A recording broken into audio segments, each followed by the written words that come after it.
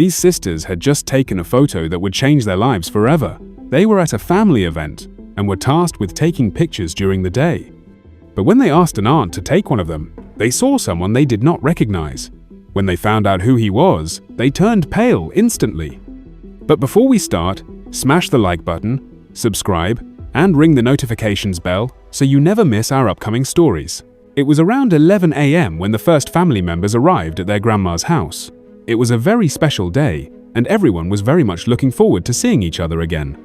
And that counted double for the two sisters Abby and Julia, who stood at the garden gate, greeting every guest. The first guests arrived at Grandma's house around 11 a.m. for this special day. It was Grandma's 85th birthday, and sisters Abby and Julia had a very important task at this family gathering. They were tasked with capturing every heartfelt moment on camera to eventually gather all the photos in an ordained family album. Sounds easy enough, right? Abby and Julia loved being part of something so close. They felt like they knew everyone who walked into the backyard that day. Well, that was what they thought, because there was one person at this party who was not supposed to be there, and when they saw him, they turned pale instantly. They announced that they would be the ones taking pictures, and everyone seemed excited about it. Their phones were ready, and everyone posed and smiled when Abby or Julia approached. The first picture was of Uncle Mark and his dog. Abby smiled, satisfied, while also capturing the buffet table just as the caterer lit the birthday candles. Photos of everything and everyone at the party were taken non-stop. It was a demanding job, much harder than the sisters anticipated. And after 3 exhausting hours of smiling and being pulled on by cousins and nieces, the girls were spent. "Let's just take one last picture of ourselves," Abby suggested. They asked Aunt Laura to take the photo in the kitchen, near the hallway. It was meant to be one good shot to remember the day. The girls smiled, tired but happy. With a click, the last image was captured. They checked the photo right away. It looked cute better than expected.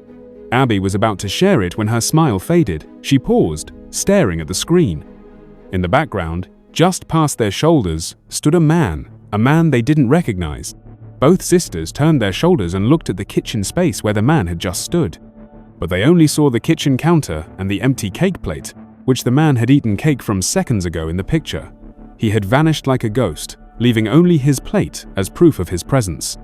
"Who is that?" Julia asked again, but the answer wasn't from her sister. Abby stared harder at the photo, trying to place him. Was he a distant cousin? A +1? Someone's new boyfriend? No. They knew everyone at the party, every single person. They even took care of the guest list. This man wasn't on it. Abby and Julia, not yet nervous about the man, approached their aunt, who had taken the photo. "Aunt Laura, do you know who this man is?" Julia asked. But the woman shook her head negatively and held up her shoulders. The rest of her family seemed oblivious too. "Maybe Grandma knows?" Julia then said. But what they got was something else entirely. Grandma's reaction was both shocking and heartbreaking at the same time, and it set in motion the rest of the events of that day. Nobody expected it, and what followed would change the entire family's lives forever. When Abby and Julia showed Grandma the photo, her face went pale and tears filled her eyes instantly. "It can't be. You have to find him before he leaves for good this time." Her voice trembled, and Abby took her shaking hand. Her reaction was completely out of character, and her words were deeply unsettling. Grandma's tears flowed openly now, her frail hand gripping Abby's tightly. Julia knelt beside her. "Grandma, please tell us, who is he?" But Grandma shook her head, unable to speak, overcome by emotion. Her shoulders shook as family members quickly gathered around, concerned for the old lady. The party's joyful atmosphere had vanished in an instant. Whispers spread through the crowd. People exchanged worried glances, quietly speculating about what had happened. Abby and Julia felt helpless. Grandma was clearly upset, but they didn't understand why. Julia scanned the crowd again, feeling uneasy. "Maybe he's still here," she said quietly. Abby nodded. "We have to find him before he disappears." After asking their cousin to watch Grandma, the sisters rushed through the house, checking rooms, hallways, and corners. Abby searched the bathroom. Julia checked the laundry room. Nothing seemed off until they saw Grandpa's study door slightly ajar. The study was Grandpa's special place. He spent most of his days there, working on personal projects, even far past retirement. He always kept the door shut, and even after he passed away, Grandma respected his privacy and locked the room shut 100% of the time.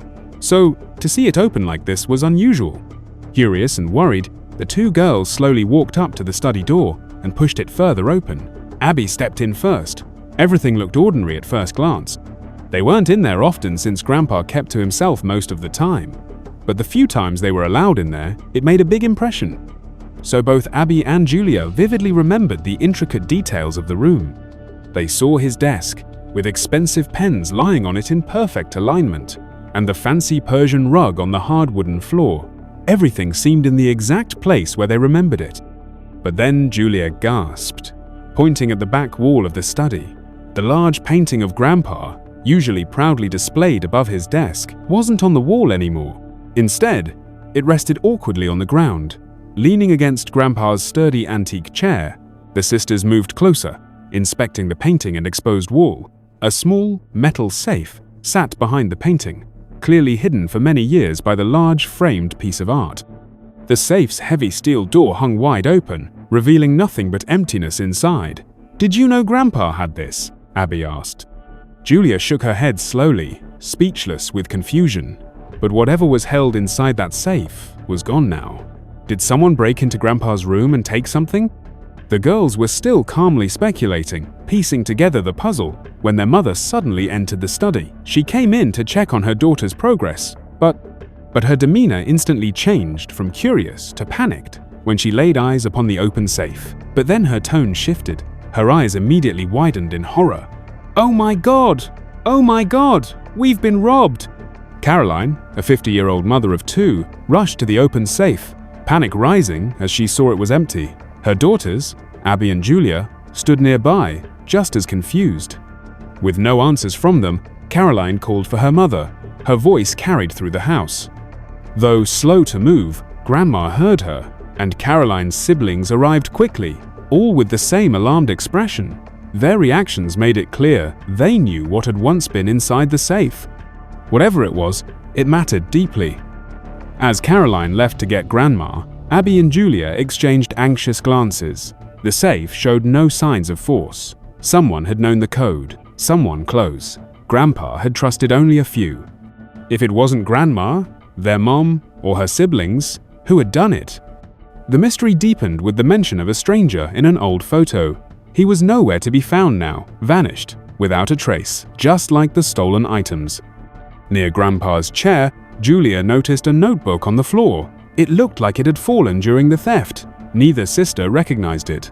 Bound in brown leather, it seemed important. When Julia opened the front flap, she knew the notebook wasn't her grandfather She's. Scribbly handwriting was hard to read, but this was smooth, rounded, and steady. The book seemed old, like it had been long in someone's possession. Skimming through it, she reached the centerfold when suddenly a photo fell out. Julia sighed when she saw what was on it. They saw two men leaned into each other like old friends. One was clearly their grandfather, looking aged. The other man chilled Julia. He was the same man from the background of their photo, the stranger in the house, and possibly the one who broke into their grandfather's safe. As they returned to the garden with the notebook, they heard Grandma's voice and anxious whispers. Guests spoke nervously about the intruder and Grandma's strange reaction. Abby felt sick. Why had a joyful party taken such a dark turn? Why had Grandma reacted so strongly to just one unfamiliar face? Determined, the girls approached Grandma. Their mother already stood beside her with red eyes. "Grandma," Abby said softly, showing the notebook. Grandma stared at the pages, sorrowful. "He said this day would come," she said, crying. "I loved him," Grandma whispered, "but he went away. I thought it was for the best." Her voice trembling, Grandma stated that the family thought it was better that he leave, but the photo proved he'd stayed in contact secretly. A few tears rolled down her cheek. It doesn't matter anymore. He got what he wanted. Her words were vague and regretful, but gave little clarity to the girls. Frustrated and confused, they watched as Grandma grew too tired to continue. Their mother stepped in. She asked Abby and Julia to call the police regarding the stolen items. The sisters listened and explained everything to the authorities. Maybe the police could uncover the truth. But while the others roamed the backyard, something unusual caught the sisters' eyes by the front door. A message had been pushed through the mail, slot unpackaged, folded paper. As Abby ended her call, she noticed the handwriting in the notebook had matched the note. It was him, no doubt. Without speaking, she showed it to Julia. Slipping out unnoticed, They drove in silence toward the address from the note, questions racing through their minds. Why had no one ever mentioned him? What else had the family hidden? After half an hour, they arrived at a quiet house on the town's edge. They rang the bell, no answer. Just as Julia reached again, the door creaked open. An older, tired-looking man stood there, studying them carefully. He looked disappointed, like he had expected someone else. He stepped aside, letting them in. The house was cluttered but clean, lined with old photos, many of them showing him with their grandfather. This man had clearly been a big part of their grandfather's life.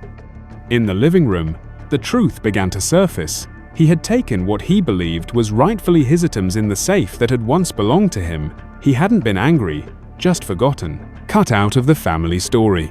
Some of what had been hidden in that safe wasn't Grandpa's alone. The man explained everything quietly. He wasn't a stranger, he was family. And now, he wanted to be seen. Bob showed them old letters addressed to Nora, all returned unopened.